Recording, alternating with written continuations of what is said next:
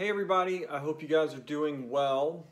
This is going to be the second lesson in the series of lessons that I'm creating for the Jesse Norman School of the Arts.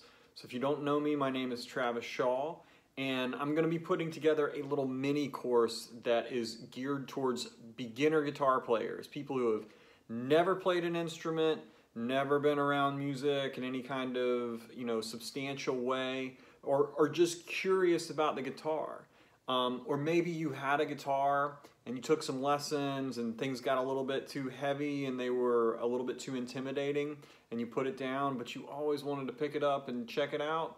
Well, this lesson and this course is really designed to just be as easy and clear as possible, but also give you some really cool and simple musical things to play that sound good, that you don't have to work super hard to make music sound great. So this lesson is number 2, and it's all about tuning the guitar.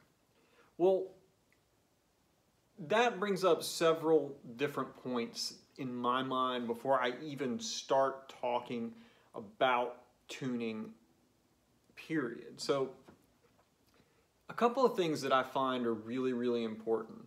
One is to just have a simple discussion about what is pitch and why do we tune. So pitch is basically how high or how low a sound is. So on the guitar we have these strings that are bigger and fatter than the other strings. And then we have these strings that are thinner and they're more brittle, or they're right?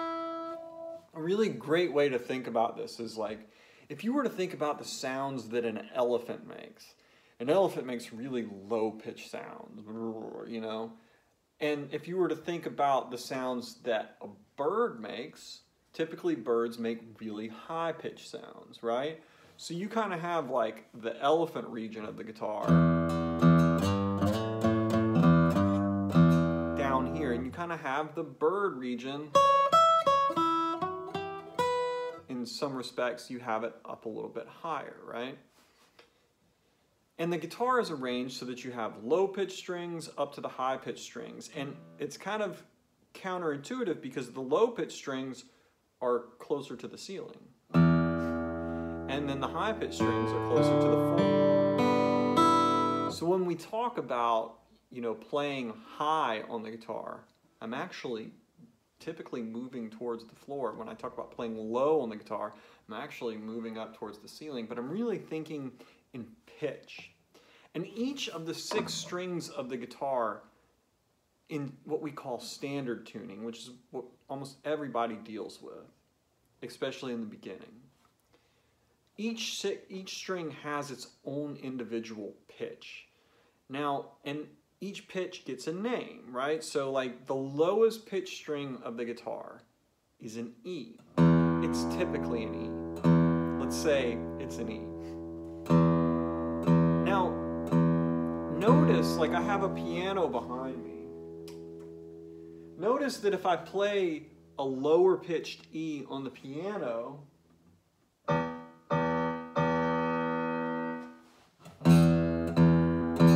it sounds the same as the strings on my, or as the string on my guitar, right?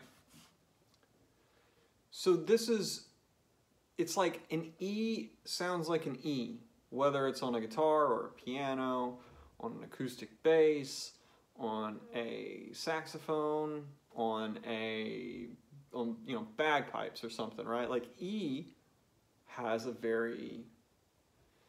stays the same. And however, E is a very precise location in pitch. And if you go below an E, we say that we're getting flat, right? So I'm going to show you this. I'm going to take the low E string and I'm going to loosen it.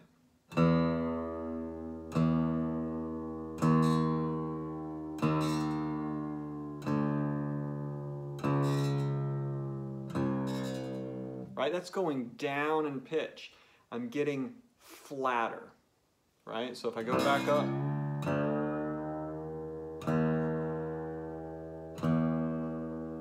into the range of where the E was,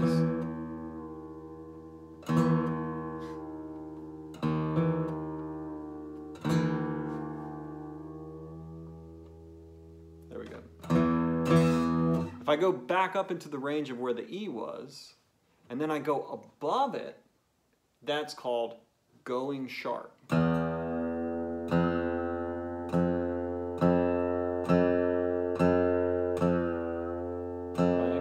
You got to be careful on the guitar. You don't want to go too sharp because the string can only get so tight. And if it gets too tight, it goes kaploop. And then you might want to have safety glasses on because it's explosive. But the question comes up then, well, how do we find what I'm going to call the center of the pitch? Well, there's several different ways to deal with this. I always like to start from the perspective of listening and from the perspective of the ear, because that's really the important thing here.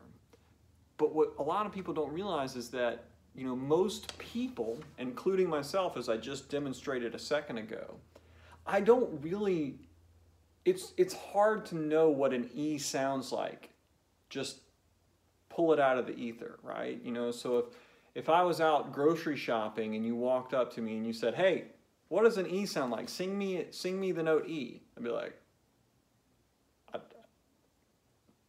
I don't know. It probably wouldn't happen, right? Now, some people can do this, but they're rare.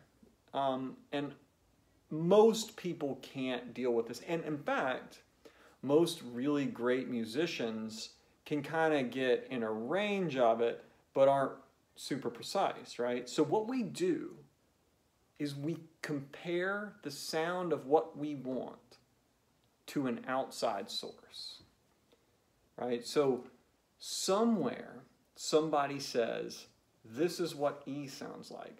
Now, a great place to find it that I've found and that I use with my students and that I use for my own training and my own tuning at home is a very simple thing called cello drones. So this is available on YouTube, by the way, but you can also get it like off of Spotify or off of iTunes.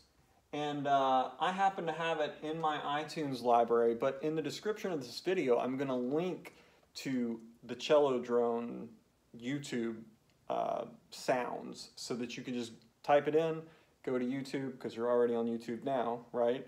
And you can hear the sound of the note E. So check this out.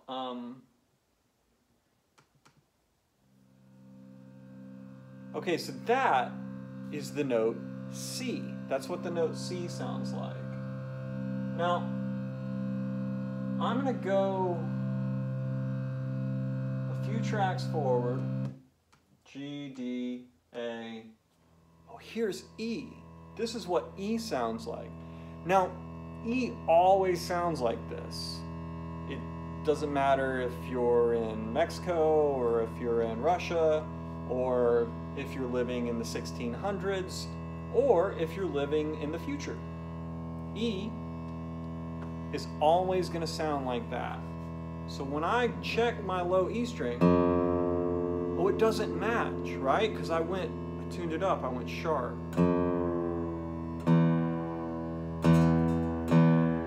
I went too high, right? And so I had to bring the note back down and find the center of the pitch.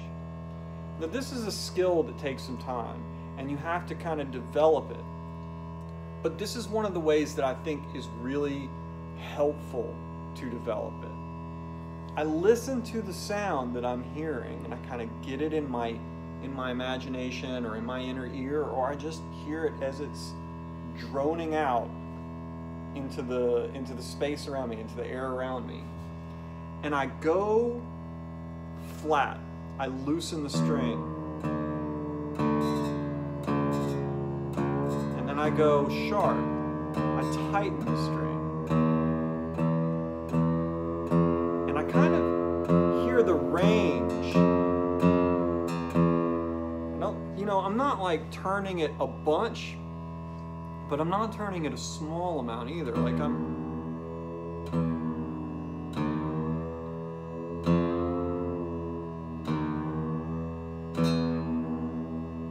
get comfortable with these tuning pegs.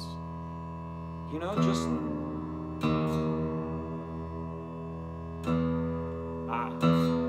right?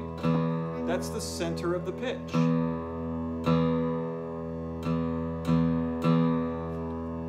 Okay, so then what we have to do is we got to find the note A, because that's the next string. So in the first lesson, we learned that the names of the strings were E, A, D, G, B, and E. And I taught you that in order to remember this, you remember the sentence, Eddie ate dynamite. Goodbye, Eddie. I always love saying that. I don't know why. So the next string is A. Okay, so A sounds like this.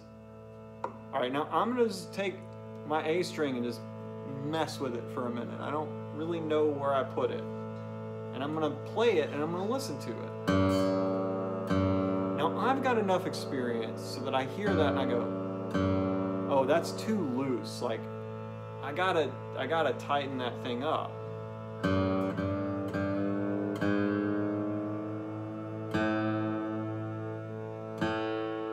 Bring it into the center of pitch, but don't forget, we want to kind of experiment with the range. We want to hear what the string sounds like when it goes above the note. We want to hear what the string sounds like when it goes below the note. You know, you don't want to, like, again, don't go too sharp because you don't want to pop your strings. But it's okay to, like,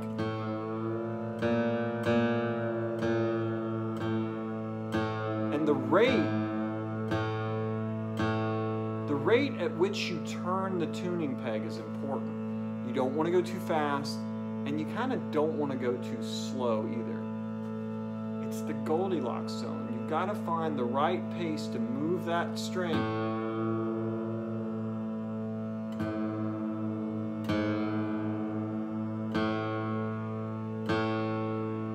And you just get it as close as you can. Again, this is a skill and it takes some practice, but do it a few times over the course of a few weeks and you'll start to get comfortable, I promise. Okay, so now I've got my low E and my A. They're both in tune. Okay, so then I just repeat this process. I listen to the sound of the E and I tune the guitar to it. I listen to the sound of the A, and I tune that string to it. I do this for the D, I do this for the G, I do this for the B, and then I get back to an E. Oh, but that E sounds really different than that E. Well, yes, it does, because this E is low in pitch, and this E is higher in pitch, right? So on the guitar, we have a low E and a high E. Now this is similar to the piano because the piano has the same thing, right? So here's a low E on the piano. Here's an E that's higher, but it still sounds like an E. Well, there's another E that's higher, right? The piano can go really high. Look at this. Whoops. Right? It goes up really high. The guitar doesn't quite make it up. Nah. Not really. But the guitar goes, at least for now, the open strings go up to there. So we have two E's, a low E and a high E. And when you tune the high E, you do the same thing. You listen to the same drone.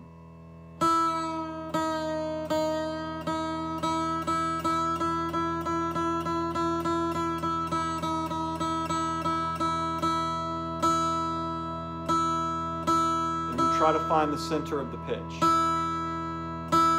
Now this really helps because what the cello drone does is it just keeps sounding the pitch at like the same level the whole time, so you can really listen to how your string is interacting with it. Here's a pro tip, and this is actually kind of important. When you're tuning the guitar, you almost always, with every string, want to loosen it and come up into the pitch. You want to get used to the sound of coming up into the pitch. Well, one reason is because with the guitar, if you go too high, you can break the string, right? So that's, none of us want to break a string, and we don't want to end up in that position. So that's one reason, right? Because going high is kind of risky on the guitar. Going low is almost never risky, right? You're loosening the string, it's going to be fine. And then you come back up into the proper tension on the string. The other thing is that the physics and the way these tuning pegs work, when you tune up into the pitch, when you tighten the string stays more stable. Whereas when it's loosening, when it's relaxing, it's a lot easier for the string to come out of tune.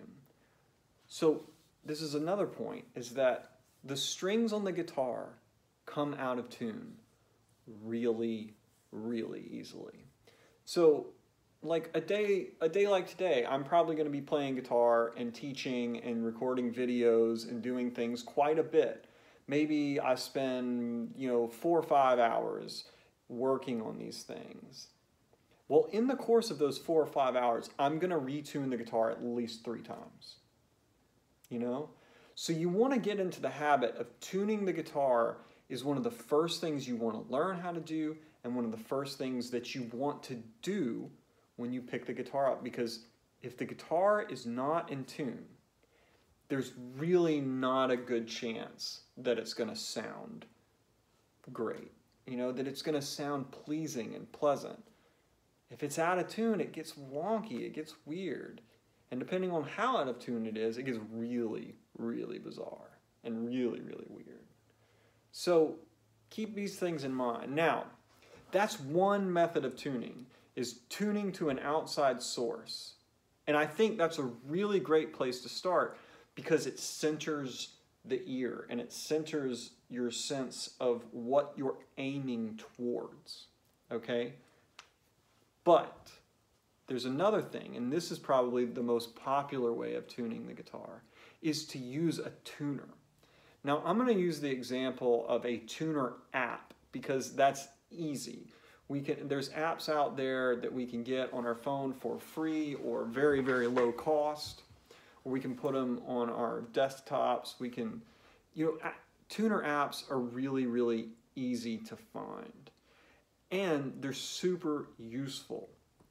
Now, but I have kind of a way that I like to use these tuner apps, or a way that I recommend that you use them. So, right, if you understand this idea that, what you do is you use the outside source to train your ear, because your ear is the most valuable resource you have.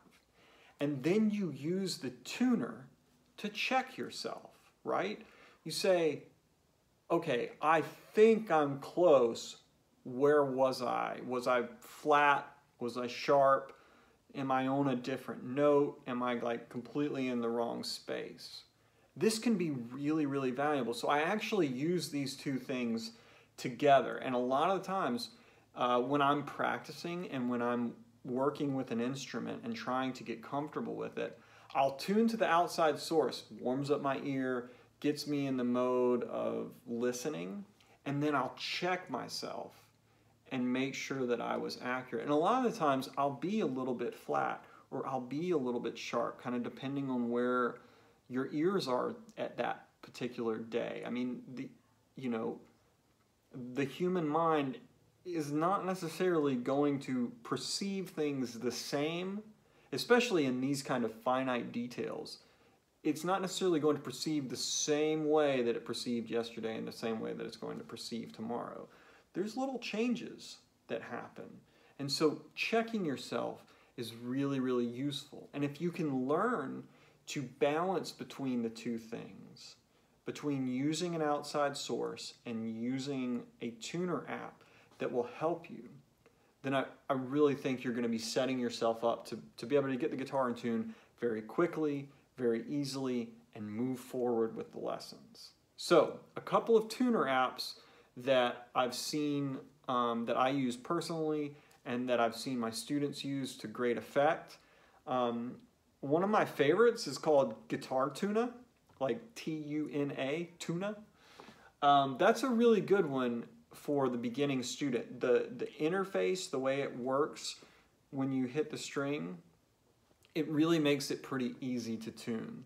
So check out Guitar Tuna.